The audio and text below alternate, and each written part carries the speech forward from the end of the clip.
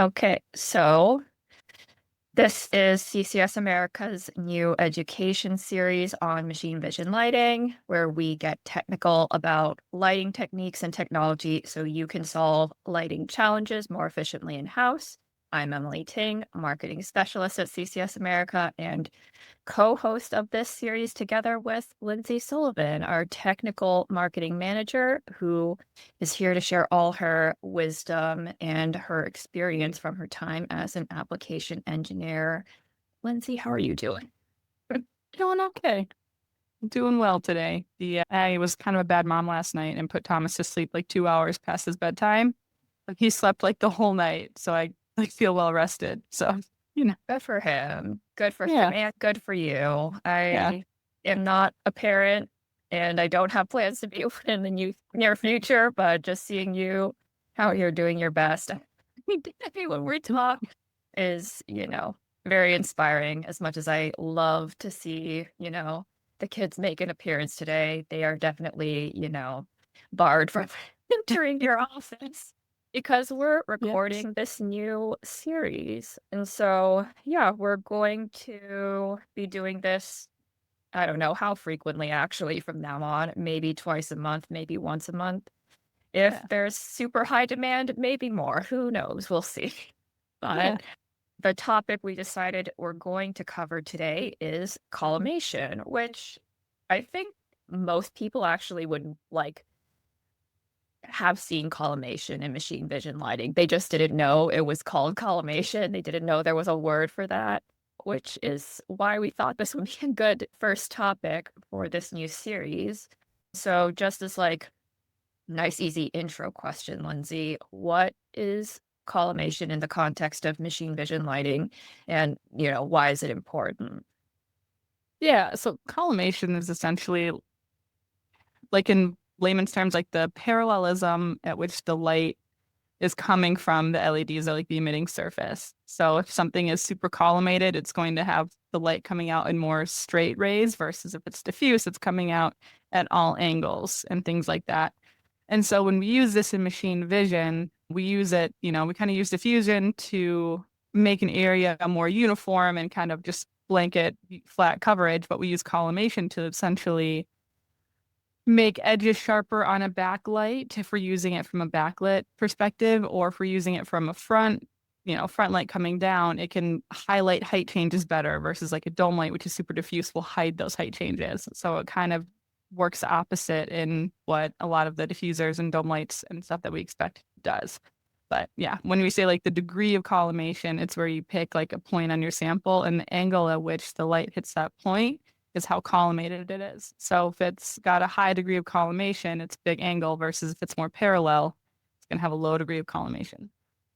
Yeah, I guess when you say so it's like a form of direct light or direct lighting, there's like the diffuse lighting and then there's the direct or more focused Say types more of light. focused is probably the right word. Yeah. Because it's, directly shining onto the part where it's creating like a bright field image, like a coaxial. It's just the way at which it's coming down is more parallel than the angle at which it's hitting the sample is more straight than angled.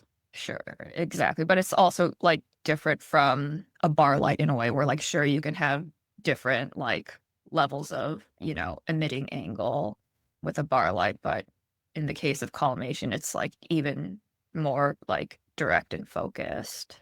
Well, it's interesting that you talk about that because, like, technically it's, how it comes out parallel, but the angle of collimation that I talked about is the angle at which the light is hitting the sample. And so if I take my bar light and I put it really close, I have a really wide angle because it's so close. There's light coming from here and light coming from here. But if I take my light and move it further back, now it's changing the angle of collimation because my light is further away. And so technically, even though my light stays the same, even if it's not necessarily a collimated light, I can still have a collimating effect on my sample. When it's really close, it kind of has that wide angle collimation, but as I move it further away, it gets more narrow. And that's why, this is kind of where you talked about people use collimation and they don't know it. Changing the light working distance on your sample will get a different image every time. It's because of the collimation. The degree of collimation is changing as you move that light back and forth. So even though it's not, a collimated light, like a coaxial light or something like that, you're still using the principles of collimation when you're solving your applications, changing that light working distance. Never thought about it that way, but this is why we have you, Lindsay, right? To like give us all this like unique technical perspective. And you kind of like, touched on a few different types of lights there. And, there's like collimated lighting, but there's also lights that can, achieve or, perform a collimating effect. So do you want to like share lights that kind of fit into each of those categories, or like, the form factors that people are probably familiar with? Yeah, so probably the most like familiar someone when we say like, oh yeah, I have a collimated light. There's kind of going to be two lights that are going to come to mind when people talk about it. And the first one's going to be a backlight. And a backlight without anything on it is extremely diffuse for the uniformity. But if we need it to be more collimated, we put on something that's known as light control film. And so there's two different directions to it. If you do light control film, there's a horizontal and a vertical. So you're essentially saying, right now my light is coming up in every direction. If I put a horizontal light control film, I'm only going to let the light come through in a horizontal direction. I'm going to block all the vertical. And then if I put a vertical light control film on top of that, so it's perpendicular, I'm now blocking all of that vertical stuff. So the only light that can come through is the light that's, coming straight up. And so that will take the edges of, the backlight that you're inspecting if you're doing measurement, and that will just make them much crisper and sharper because there's no light that's able to kind of hit the top of the sample and go up into the camera. It's all just coming straight up. So it gives you really defined edge. So putting light control film onto a backlight is a really like common collimation application. That being said, if you do it, kind of the other familiar collimation light is a coaxial light. So that's a front light that has a backlight that shines into a half mirror that reflects the light down. The light hits the sample, comes back up through the half mirror into the camera. That half mirror works as kind of like a collimator where it reflects the light down in a very even, straight way. And then in our LFV3s, you can actually add light control film to that too. So you're sending parallel light to make it more parallel as it comes down. So those are kind of the two where collimation is the most obvious, I would say. And then you can take those are kind of creating like fake collimation, if you will, because you're just blocking the light that you do it. There's also prism sheet, which kind of also redirects the light up. It essentially combines the horizontal and vertical into one. So it redirects the light up into a straight, emitting direction as well.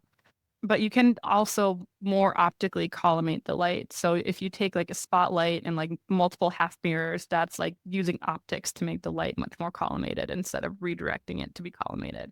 And there's a backlight, a coaxial light doing those as well.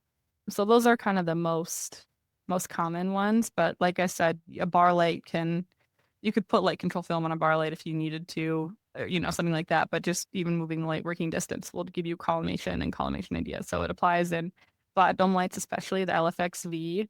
That one is very collimation plays into it. When it's really close to your sample, it's more like a dome light. As you move it further away, it acts more like a coaxial light and kind of highlights the height changes instead of hiding them at short working distance. That actually segues well into like a follow-up question of like, what are the most common use cases for like for using collimated lighting? Backlight, yeah, that's just a good question. Backlighting is definitely the biggest one because whenever you're doing backlight, a lot of times you're doing measurements. And so you want to make sure you get a crisp, accurate, high accuracy, small tolerances. So Edge having a collimated detection. backlight, yes, thank you. Perfect words. Edge detection with a backlight is one. Another one is doing like etching on something or like, reading like a embossed code or something because the collimation is going to pull out those height changes and make them more obvious, than like just having like a dome light, which will hide them. Another one is looking at like dents or something on a flat surface. So if you have a flat surface that's got, a dent in it, and a dome light's going to get light coming from every angle back up to your sample. But if you have a straight light coming down, when it hits that dent, it's directed away from the camera. And so you can see the dent much more obviously and it's much more apparent. So highlighting height changes if you're looking at it from the front, and edge detection if you're looking at it from the back. Yeah, the height changes one is interesting because I've seen like in our application image library, I've seen, applications where maybe it was like an etched code like you talked about, but the way that you're kind of like creating contrast is, just along the edge. So like that edge is dark, but on either side it's like really light. If you kind of can like visualize what I'm talking about. But, sometimes, you know, in other applications that aren't using collimated lighting, you're creating contrast of just like black versus or dark versus like really light, and there's no like, or it's just like a hard cutoff. Does that kind of make sense what I'm talking about? And like, like you have an outline that's creating contrast instead of like a clear like this side is dark, this side is light. And one of the examples of that sort of outline of contrast was, I think, like a shiny part using a coaxial light or something. And I wonder if like, you know like one is more reliable than the other. I would say like it's better to, have like a hard, this side is dark, this side is white or light. But are there instances, like especially with collimated lighting applications, where that just like isn't feasible? So you get contrast by like creating that outline that, sticks out, you know. Yeah, I think I know what you're talking about. In terms of your question, is one better than the other? Like machine vision's so funny because like in one application, yes, but in another application, no. So like the general principle, general rule, one doesn't have a advantage over the other one per se. I will say if you're using a really collimated, like super collimated system and your sample isn't flat every time, that's going to make your image change with every time because it's going to reflect the light differently. So in that situation, it might be better to do a different light that's not so collimated if it also solves the application, because you'll just be able to have a little bit more flexibility in how your light is presented to the part. And a lot of it is maybe how the tools on your system work better, if it's outlined versus white, maybe to be easier to program. But for the most part, it's really whatever gets you a good image and kind of highlights what you want it to highlight. If they both work, pick what fits best in your machine, space wise and stuff like that. Sure. Totally. Do you have any like insights you want to share about like how collimation interacts differently, like with different surface properties, now that you've kind of brought up like it depends on the application, it comes down to the sample a lot of the time. So does like, how does like curvature, transparency, gloss, does any of that like affect whether you should consider using collimated lighting, or like you can just assume that it's probably not going to work versus, certain properties you're like, oh, it's worth testing if a collimated light will work. Yeah, I would say it's twofold of the, property of the thing you're looking at and what you're trying to do with it, right? So like if you're looking at a curved surface, like, a rod or something, and you're trying to read a code on this metal rod that's been etched in, a collimated light is going to be honestly kind of terrible because it's only going to shine light down in one direction and it's going to reflect every which way. And you won't get an even image at all. You probably won't even be able to read the code. But if you use like a dome light, where the point of that is to have light come from all directions, therefore some of it can reach to the camera, the closer your dome light can get to this curved rod, the more coverage you'll see on the rod and the more of the code you'll be able to read, the better tolerance you'll have in terms of how rotated it can be.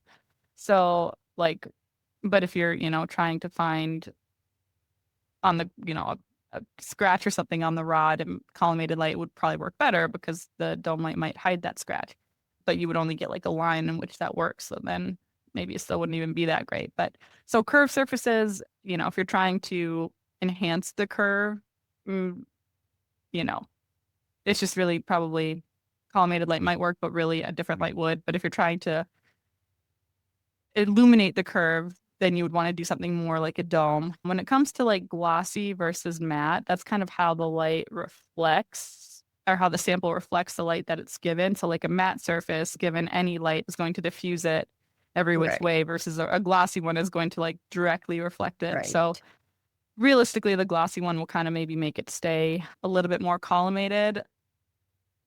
But there's no, I'm not saying that collimation won't work on a matte surface. Like it still will, it's kind of application dependent as well. And especially as I talked about, light working distance matters and changes everything as well. So it will act differently, but it will still work. How Of much course further this you would don't happen. Of course this would happen. Well, I feel it's like we funny. just own it. This is like Yeah. my chance to broadcast to the world. For some reason, my computer, I thought it was like a Teams problem. Apparently, it's a computer problem because we switched to Zoom just for this, but it like turns my camera purple for no apparent reason. It only happens to like me and one other co-host, Yeah. and we can't figure out why. I feel like I Googled it once and like didn't get a satisfactory answer.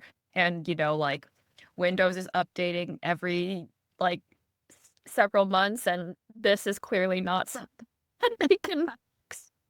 And I was like really paranoid before we started recording this, thinking, oh, what if it turns purple? And of course, my worst. Oh, This is why I have to like be pessimistic and just believe that. things do happen to good people. Yeah, it's just always so funny. And sometimes you'll be presenting and like you can't see your video when you turn purple. Everybody's like, Sometimes I'll Emily, send you you're the little purple. violet It's disc. like, Yeah. I know. Sorry. Can't do That's- anything about it. If anybody who like listens to this like has the same problem, commiserate with me. Or if you know the answer to fixing this, please tell me so that I can stop turning purple. Sometimes pink in the right lighting. Hello. You're violet. You're Yeah. turning violet. Maybe we should get you a separate camera, like, gaming camera or something. I don't If know. if CCS America is willing to pay for it, I would not complain. Yeah, At now least I'm that's like, forgiveness and not permission. it's under office supplies. Anyway, Anyway. I totally lost like where we were, what we were talking about. I think I was saying that collimated lighting works on any type of surface, but if you're trying to make something round, have full coverage, don't use it then. To sum it all up. Nice and simple. This is why we rely on you to like make it all make sense in a way that's easy to understand for our viewing audience. Or so, do you have to use collimation alone, or can you use it with like, other lighting techniques that, I don't know, we might dig into in the future, like, polarization, structured light, things like that. Yeah, no, it works with all of that. I wouldn't say it's common. Like, I don't know if even in all the time I was solving applications, the right answer was collimation and polarization. But, the principle of it, the physics of it, it could be, because the collimation is essentially the geometry of the light, the direction that it's coming out, and the polarization is the vector control. And so you can do both. They're not going to interfere with each other. So there is a time and place and application where, yeah, you would do polarization and collimation. And when it comes to like structured lighting, like, projection, it is collimated to get those crisp edges. So they, have it to be Oh, it's just collimated in already that sense. collimated light. Yeah, yeah. That's kind of how it gets you those. You want the crispness Yeah. that you project down. So it definitely can be used with other types of lighting and filters and stuff like that. Like you can put a filter on the camera and it won't change collimation, something like that. So yeah, short answer, yes, you can, Emily. We'll have to ask the app team to like keep an eye out for applications that could solve it so that we can introduce it here on this show. Maybe Yeah. one day. But Next time I go from to the one, office, I'm gonna take over Red's lab. yeah, see what happens when you put collimated lighting and polarization together. Yeah. It's so funny because like you and I have talks like this and I'm making trainings and stuff like that. And I'm like, oh, I need a sample that is not a customer sample that I can show off this technique. And I'm like walking around Target, like, do you have anything that works on Collimation? Like, no. What is called? Yeah. Like, I'll be Oh, like, you don't cooking work at dinner. machine vision? Shocking. You The Target Walmart employee. employee never worked at machine. Like, I'll be like, cooking something with Mark, and like the lid will be like a perfect sample. And I'm like, oh, keep that, keep that. And then at this point, he's like, vision sample. And I'm like, yeah, it's a good one. Even in my personal life, I'm like always looking for samples. And I'm like, this could show a dome light effect really well. It's like a little bit embarrassing, but I've come to terms with it. Yeah. All right. Are there any like trade-offs that people need to be careful of when using collimated lighting, like distance restrictions, intensity, uniformity, things like that? Uniformity, it won't change. So it's, if the light itself is uniform, collimating it won't make it any less or more uniform. But intensity, you will lose intensity if you put light control film on because you're technically blocking the light and kind of redirecting it. So you're not using 100% of the light. So if you have 1 or 2 layers, you'll lose, up to 50% of the intensity. So keep that in mind if you're at an application that is near we need all the light we can get to maintain this exposure time, all that jazz. If you put light control film on, you might not quite make it. You'd have to maybe overdrive the light or try and get a brighter light somehow. So uniformity, you're good, you're clear. Intensity, you might lose a little bit, or you will lose a little bit. And those are probably going to be the biggest ones. When it comes to like light working distance, that's how you solve the application, right? So sometimes it's just required to solve the application at a higher light working distance. And hopefully your machine is built in such a way that you can factor that light in. But, Yeah. that's just part of what the solution is. Sure. Collimation is going to change it or do anything. Like if you collimate the light, it won't change what the light working distance needs to be per se. It'll just improve it or not. Yeah.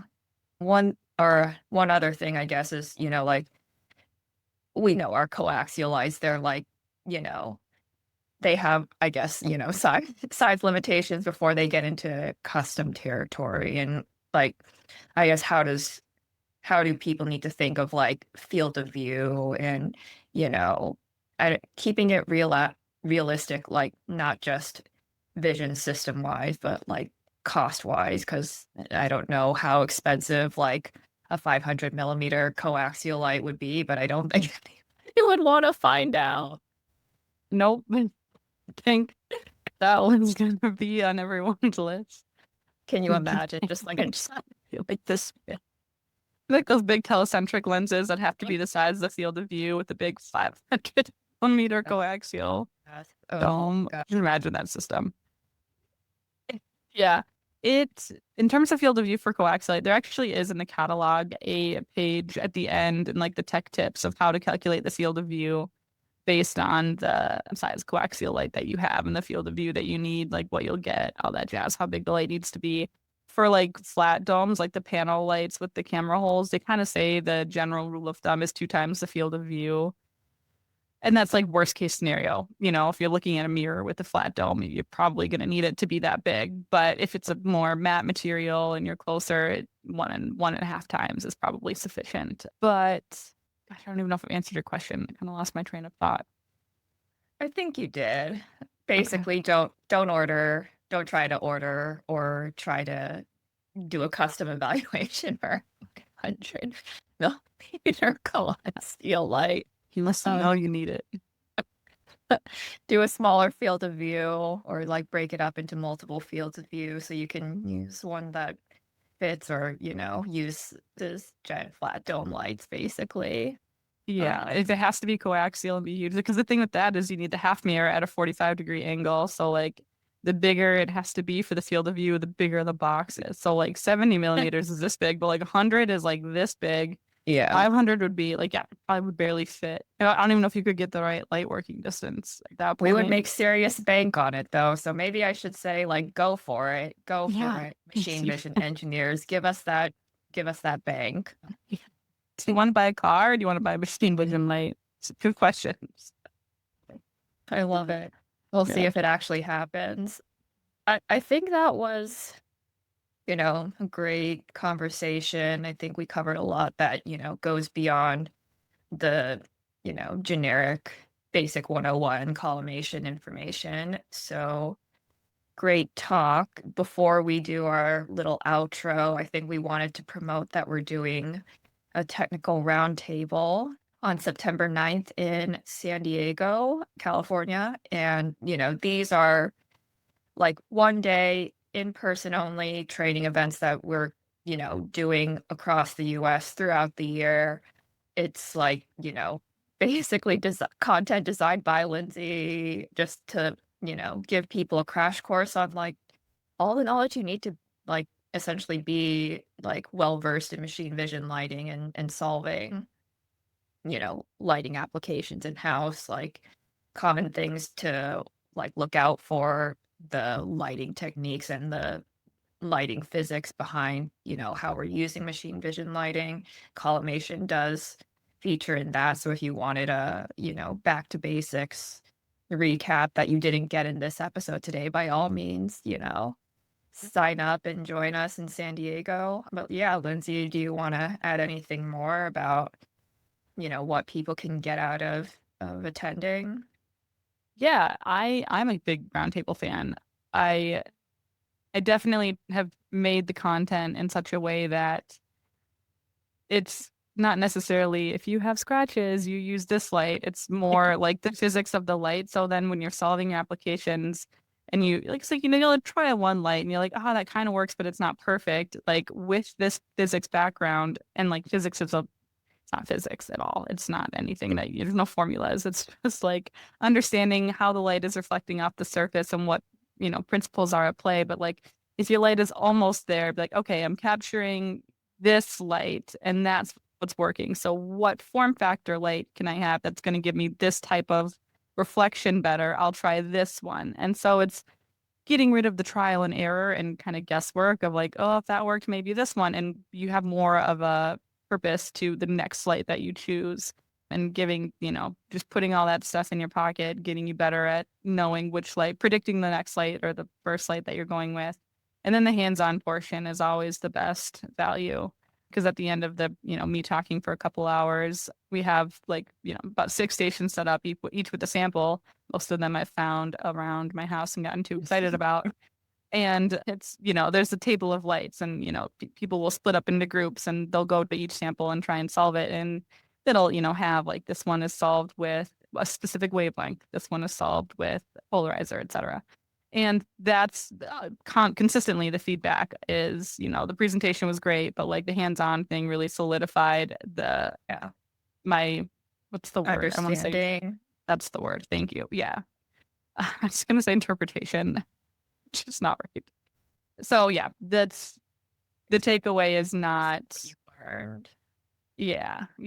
So we try to make it understand what your light is doing so you can make better better choices and then wrap it all up at the end by testing it out and showing you and having you test out the samples right then and there instead of maybe later. If you have like samples you're currently working on for a vision project, please bring it and like feel free to test it with the lights we have on site. Lindsay will be there as a presenter and just to like, share her. Yep. Red too will also be presenting. It'll be a good time. So yeah, but just go solve the applications too. That's why I said Red will be there because he'll be able to help you out testing if it's a hard one you haven't come across yet. Yes, definitely. So yeah, the registration for that is on ccsamerica.com and we have like a technical resources tab in the heading. Go to technical roundtables and you'll find, the one that's in San Diego, and the registration form is on the San Diego page. And with that, I think we have wrapped up everything we wanted to cover. If you learned something new about machine vision lighting today, please give this video a like and subscribe to this new CCS America YouTube channel. You can follow CCSA, Lindsay, and myself on LinkedIn. Lindsay's favorite. Feel free to, send us your questions or topic ideas for this series. We want to, hear it. We want to make this series, useful to our audience, and we, love to hear your ideas.